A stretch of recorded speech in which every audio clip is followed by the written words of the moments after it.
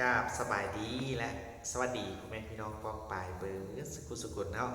วันนี้มาพบกับบ้าวลุยคนเก่าคนเดิมอีกแล้วพี่น้องเอ๋ยจังใดก็ขอฝากความภาคและความคิดฮอดไปหาพี่นารายิบสี่ทางฟังไทยนำเนาะถ้าหากพี่น้องท่านใดเข้ามาแล้วก็อย่าลืมกดไลค์กดแชร์กดติดตามเพื่อเป็นกำลังใจทางช่องของบ้าวลุยได้มีกำลังใจในการนำเสนอเรื่องราวดีๆของเมืองลาวเมืองไทยและกันหลายๆประเทศในอาเซียนเหล่านี้มาให้พี่น้องเบิ้ลสมญาติเป็นปกติและน้องทุกคนสำหรับเรื่องราวในวันนี้น้องบ้าวลุยจะให้พี่น้องไปเบิ้งเรื่องราวเกี่ยวกับภาษาไทยทุกคนที่ว่าสาวต่างชาติให้ความสำคัญเกี่ยวกับภาษาไทยเนาะเดี๋ยวเขาจะไปเบิ้งว่าสาวต่างชาติเพื่อนจะเว้าภาษาไทยได้คล่องแคล่วได้แจ้งได้ซัดซ้ำใดแน่นอนว่าอยู่ในโลกเขานี้เนาะต้องมี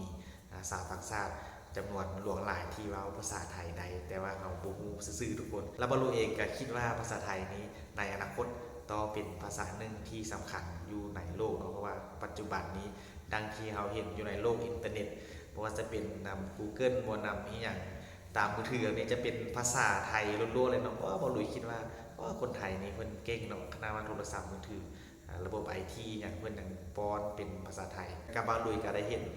คลิปหลายๆคลิปเกี่ยวกับสาวต่างชาติบอกว่าจะเป็นอยู่ในเอเชียเขาหรือว่าอยู่ในยุโรปอยู่อเมริกาอย่างก็เห็นหลายๆคนที่ว่าเว้าภาษาไทยได้คล่องแคล่วชัดเจนทุกคนโอ้มันเป็นอะไรที่ว่าน่าทึ่งขนาดเนาะ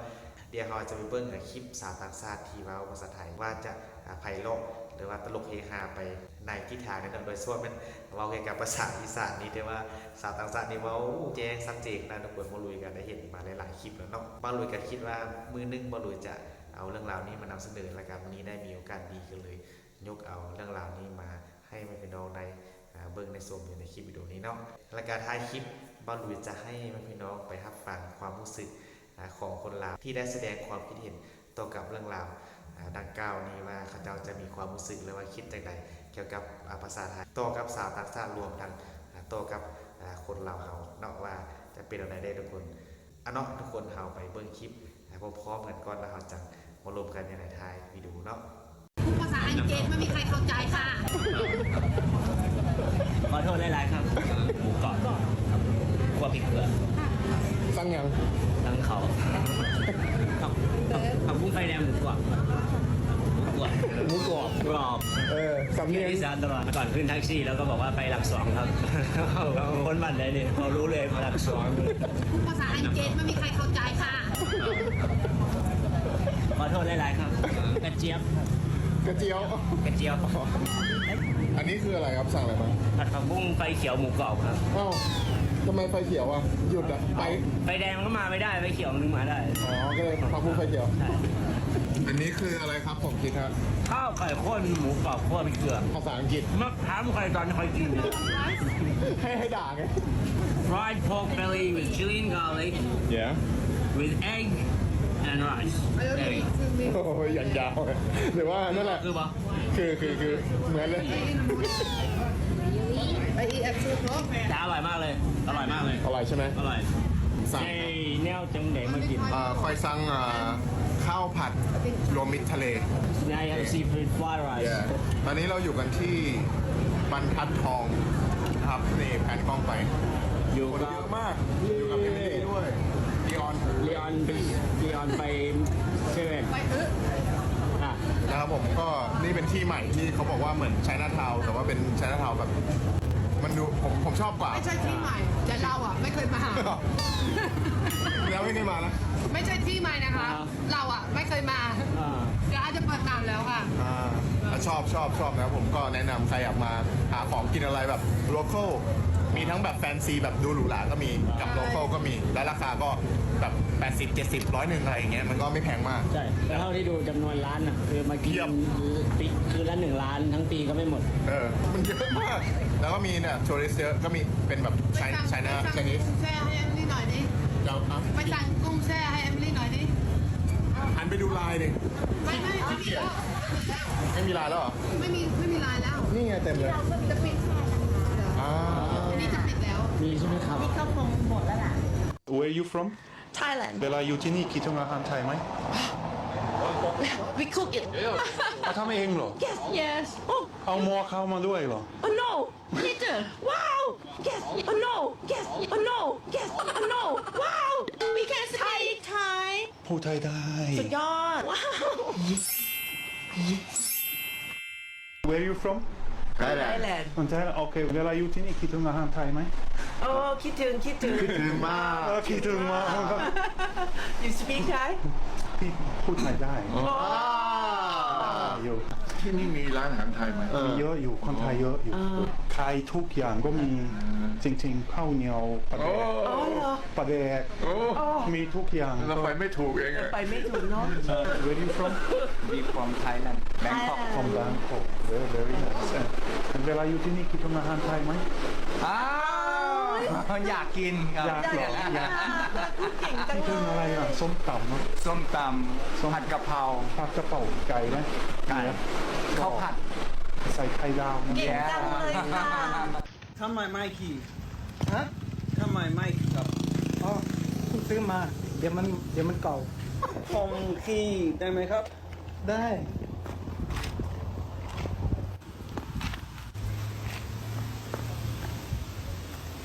มีความสุขบ่อยู่บ้านอยู่เมืองไทยมีความสุขบ่ มีความสุขถ้าบ่มีความสุขสิบ่อยู่ แต่ละมือเจ้าเฮ็ดหยังไอ้ลอยเจ้าเฮ็ดหยังแต่ละมือ เฮ็ดหลายอย่างบางพักบางนี้บางนั้น ปลูกผัก นะปลูกผัก ไปเบิ่งนะ ตัดนั่นตัดนี่ ตัดนั่นตัดนี่ เคียทีเฮ็ดหลายอย่างอยู่ เคียที ทำความสะอาดบ้านเอาลูก เอาลูก นี่แหละชีวิตได้เลยขายของ มีความสุขมันบ่คิดฮอดฝรั่งเศสเด้อ บ่คิดฮอดเลย บ่คิดฮอดเลย บ่ คือบ่คิดฮอดเลยบ้านเจ้าของเนี่ยนั่นบ้านเจ้าเนี่ยนั่นอยู่ฝรั่งเศสนั่น อยู่กับเมียกับลูกสบายใจแล้ว เตี้ยโอ้ยบ่คิดฮอดแม่เด้อบ่ต่อ มื้อเดียว ป๊าดคนหยังมาใจดำแท้ แม่มาหาก็ได้บ่ได้ใจดำว่าต้องอยู่หมองมีความสุขซั่นนี่แหละ เจ้ามีความสุขคักเด้ออยู่ประเทศไทยอยู่อีสาน มีความสุข มีความสุข กินแนวแซ่บๆได้อยู่กับ แนวแซ่บเจ้ามันหยังแนวแซ่บเจ้า หลายอย่าง อีหยังหลายอย่างน่ะเจ้าได้กินหยังแล้ว มักปักเป็ดปัดเป็ด มักผัดเผ็ดหยังเจ้าคือว่ามีหมูมีพวก ยังก็ได้ เอ๊ะ เป็ดปลาไหลก็ได้เป็ดปัดเป็ดกบก็ได้ปัดเป็ดยังก็ได้มักเสร็จไร แซ่บหลายอาหารฝรั่งขนมปังบ่กินฮอดเลยแมันบ่ บ่ บ่ มีแต่ลูกนี่แหละกินทอดนิดหน่อย มีแต่ลูกกินฮอดนิดหน่อย ไว้ ตั้มข้าวเหนียวปลาแดกเป๊ะๆได้แมันว่าเจ้า แม่น โอเคบ่กินฮอดเลยว่าติป๊าดฝรั่งอีหยังคือบ่กินฮอดบ้านสุบ้านตกลงว่าบ้านเจ้าอยู่ไสตกลงกันบ้านเจ้าอยู่ไส มันเคยอยู่นี่ บ้านเจ้าอยู่นี่ โอ้ย อยู่ บ้าน พุ่นกับบ้านเกิดซื่อ อยู่บนบ้านเกิดได้เสื้ออ้าวแม่สิมาตอนไหนบัดนี้แม่ ๆจักแล้ว แม่สิมาหากลางปีเต้ สิมาอีก2 เดือนหรือ มาอีก2 เดือน 4 เดือนนี่ล่ะ แม่กินฮอดปะแม่โทรศัพท์มากินฮอดปะ กินทอดร้านซื่อๆนี่ล่ะ กินฮอดร้าน บ่ได้กินทอดลูกไส้ดอก เพื่อนนะเอาบ่ต่อว่าที่กินข้าวง่ายกับยังเนี่ยเจ้ากินข้าวไปเนี่ยเจ้าออกมาแต่เช้าๆคน ยังไม่เช้าบ่กินดอก ผู้จัดการนะ กินกาแฟซื่อ เกิดไปขืนมันเพราะว่าไต่ล่างมันบ่มีแล้ว บังแม่ สวนก็เกินไปเอาอย่างนี้เลย กูก็มีกรรมมีเวรกับพี่นี่ไหม มีเว้นมีกันยัง กูสิไปเอาเมียฝรั่งอีดีแล้วดรามึงครับ เดี๋ยวเมียกำลังอย่าง มันได้ชีวิตยากแท้มา บ่ยากกับเขาวัดคุณได้บวชคุณไป Vas-y, tais-toi là. ตัวนี้ ขึ้นไป Frapper là-bas. เอางานั่นน่ะงานั่น Là-bas, l'eau. ขึ้นไป นั่นแหละช่วยกันทำมาหากินระวังสายไฟกองมันลงมากองงานั่นนี่งานั่นกองลงมากองมันมางานน้อยๆนั่นบ่ทางใต้ทางใต้กองมันมาเลี้ยวหักเท่านั้นแหละพอหักมานั่นแหละ ได้แล้ว Bye-bye. เราก็ทางบนพร้อมงาทางบนนั่นแหละใส่งาพลังเนี่ยมันนอนเว้นเสือใส่มันโหลด Queได้มีชีวิตยากกับหมอ บ่ต้องยากบ่ต้องจมลงมาบ่เดี๋ยวพอแล้วไม่ให้คนอื่นกินน้ำ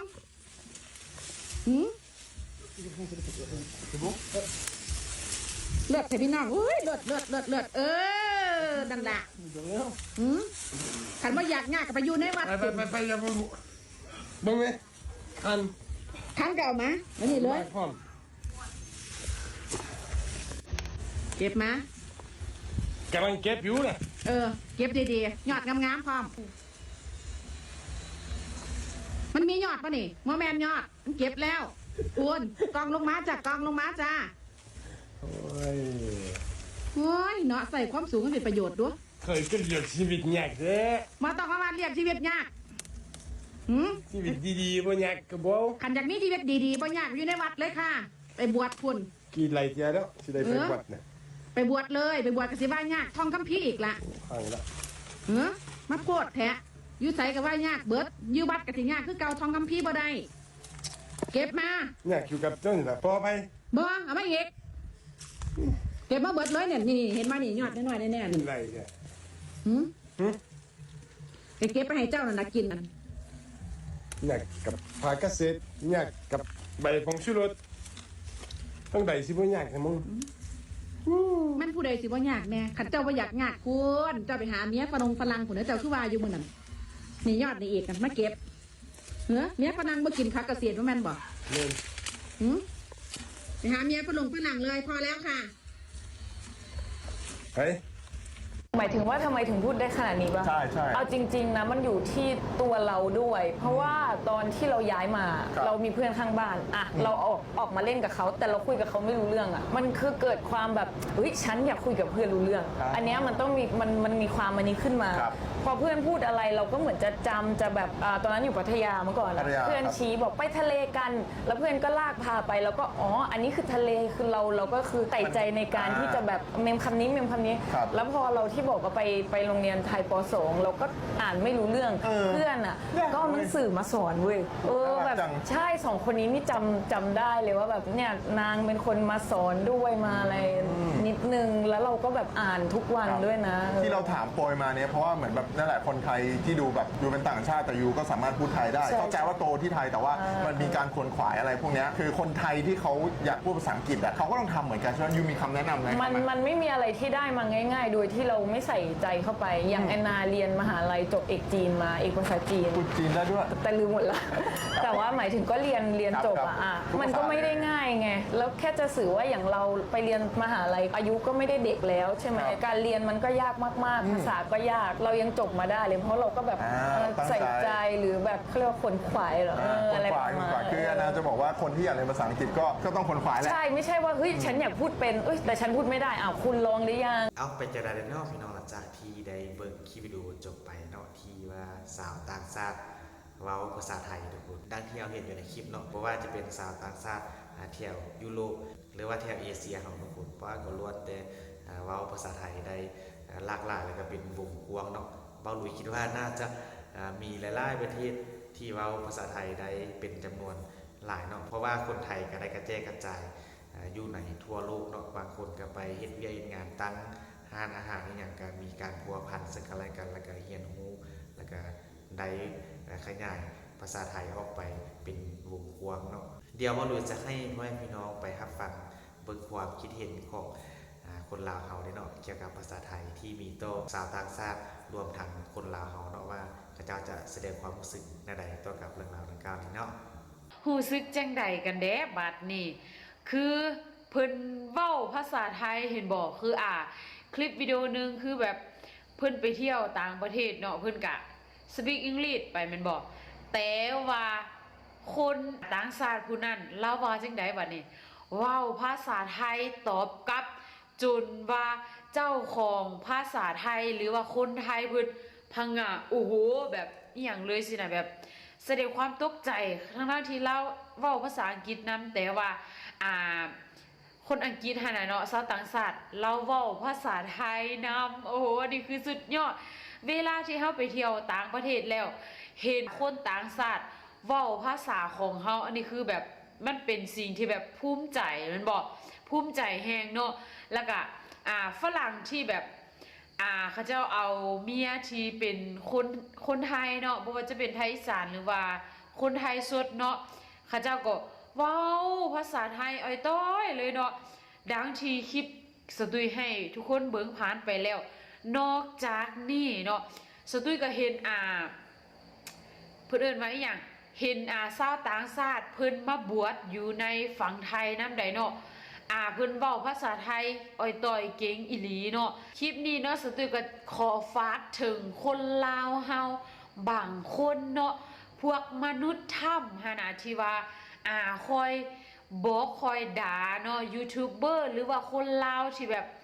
มักเว้าภาษาไทยหั่นน่ะว่าลืมศาสตร์ว่าขายศาสตร์อีหยังจังซี่เจ้าก็เบิ่งก่อนเนาะคนไทยหรือว่าภาษาไทยขนาดล่าสุดแม่นกลายเป็นภาษาสากลไปแล้วเจ้าฮู้บ่ว่าคนที่คนต่างชาตินะเขาเข้ามาศึกษาอยู่ที่ประเทศไทยศึกษาเรียนเนาะแล้วก็มีหลายคนที่ว่าสนใจในการใช้ภาษาไทยในการปักเว้าโดยใช้คำเว้าของไทยเนาะอันนี้คืออยากให้เบิ่งคืนตึบประเทศลาวเฮาเป็นโชคดีหลายแล้วเนาะที่ว่าอยู่บ้านใกล้เฮือนเคียงกับคนไทยแล้วภาษาเขาเฮาก็ฮู้เนาะถ้าหากว่าเฮาบ่ฮู้นี่คือเวียดนามบ่หรือว่าจีนบ่พม่าบ่เนาะคนลาวเฮาแม่นอยู่ชายแดนติดกับพวกนี้เนาะแต่ว่าเฮาแม่นบ่ฮู้ภาษาเขาแม่นบ่พี่น้องและเวลาที่ไปจีนไปเวียดไปพม่าอหย่างสิแม่นเฮาบ่เข้าใจภาษาของเขาเลยเพราะฉะนั้นเฮาเป็นโชคดีหลายแล้วเนาะที่ว่าฮู้ภาษาไทยคนลาวเฮาน่ะโชคดีหลายแล้วที่ฮู้ภาษาไทยเพราะว่าทุกอย่างเฮาใส่ของไทยเด้เนาะแล้วก็เป็นบ้านใกล้เฮือนเคียงอีหยังเด้สินะเนาะเพราะฉะนั้นถ้าหากว่าผู้ใดเคยเว้าว่าเว้าไทยคือลืมศาสตร์อันนี้คือกรุณาเนาะเบิ่งคืนตื่มเด้อค่ะเอาเป็นอย่างไรเนาะพี่น้องหลังจากที่ได้เบิ่งได้ส่งความรู้สึกของคนลาวเฮาเกี่ยวกับภาษาไทยที่ว่ามีความสำคัญต่อชาวต่างชาติรวมทั้งคนลาวเฮาเนาะเพิ่นก็ได้ออกมาเว้าถึงความรู้สึกของเพิ่นและก็ความคิดเห็นของเพิ่นต่อกับเรื่องราวดังกล่าวนี้ที่ว่าเพิ่นได้เห็นชาวต่างชาติเว้าภาษาไทยดังที่บ่รู้ได้รับส่งไปหั่นแหละเนาะคันจะว่าไปคนลาวก็คือดังที่เพิ่นว่าแล้วเนาะก็ค่อนข้างจะโชคดีเนาะที่ว่าประเทศไทยกับประเทศลาวมันก็ซ้ำกับเว้าภาษาเดียวกันต่างๆแต่บางสิ่งบางอย่างซื่อทุกคนแต่ว่าคนไทยเว้าอย่างมาคนลาวก็เข้าใจนี่ถือว่า8ถึง90%ภาษาเขียนนี่ก็ค่อนข้างจะอ่านได้เนาะสำหรับคนลาวเฮาทุกคนเพราะว่าอยู่ในประเทศลาวก็เบิ่งโทรทัศน์ทีวีไทยทางสินค้าอย่างก็นำเข้าจากประเทศไทยก็หลายเติมทุกคนมันก็มีภาษาไทยอีหยังมันก็มีสติ๊กเกอร์หรือว่าภาษาไทยอยู่ในสินค้าดังกล่าวทุกคนรวมทั้งการไปมาหาสู่กันเป็นบ้านใกล้เงินเคียงบ้านพี่เมืองน้องทุกคนการไปมาก็สะดวกสบายมีแต่แล่นพาสปอร์ตแล่นอีหยังแล้วก็ข้ามไปซื้อเครื่องซื้อของหรือว่าไปเที่ยวไปลิ้นไปยามพี่น้องอีหยังจริงๆให้คนเราคนไทยนี่เว้าภาษาเข้าใจกันได้ง่ายทุกคนแต่ก็มีบางกลุ่มน้อยๆเนาะที่มักเว้าว่าคนลาวที่เว้าภาษาไทยเป็นคนจังได๋ก็เอิ้นว่าคนขายชาติอีหยังความจริงมันก็เอาบ่ลุยกันยังงงอยู่ทุกคนมาเว้าภาษาประเทศมันก็ยิ่งดีเลยเนาะว่าจะเป็นภาษาอังกฤษภาษาจีนภาษาอีหยังก็ย่าทุกคนคันเฮาเว้าได้มันก็เพิ่มความรู้แล้วก็เพิ่มประสิทธิภาพเพื่อสะดวกสบายในการสื่อสารมันก็ยิ่งเป็นการดีเนาะแล้วก็บ่แน่อนาคตเนาะภาษาไทยนี่อาจจะเป็นภาษาหนึ่งที่สำคัญในการสื่อสารกันเนาะเพราะว่าประเทศไทยก็เป็นประเทศที่ว่ามีนักท่องเที่ยวเข้ามาท่องเที่ยวหลายระดับต้นๆของโลกทุกคนมีการสื่อสารแน่นอนว่าชาวต่างชาติเข้ามาเที่ยวประเทศไทยบางคนก็อยู่เป็นเวลาโดนนานแล้วก็บางคนก็ได้ปักถิ่นปักฐานอยู่ในประเทศไทยเนาะก็ได้เรียนรู้ภาษาไทยแล้วก็นำไปเผยแพร่ให้หมู่ให้คู่ให้พี่น้องที่ว่าอยู่ต่างประเทศคุณได้เรียนได้เว้าสุดท้ายแล้วก็แพร่หลายไปเนาะในการสื่อสารทุกคนก็เฮ็ดให้ภาษาไทยก็จะมีความสำคัญในอนาคตก็เป็นได้ทุกคนเนาะพี่น้องมีความคิดเห็นอย่างไรเกี่ยวกับเรื่องราวดังกล่าวนี้เนาะก็คิดว่าภาษาไทยในอนาคตจะเป็นอย่างไรทุกคนก็สามารถคอมเมนต์มาปรึกษาหรือแล้วว่าแลกเปลี่ยนข้อมูลกับบอลลุยได้ในใต้คลิปวิดีโอเลยเนาะสำหรับวันนี้บอลลุยก็จะขออำลาจากพี่น้องเป็นเพียงสำนีเด้อเนาะสุดท้ายนี้ขอกล่าวคำว่าสบายดีบ๊ายบาย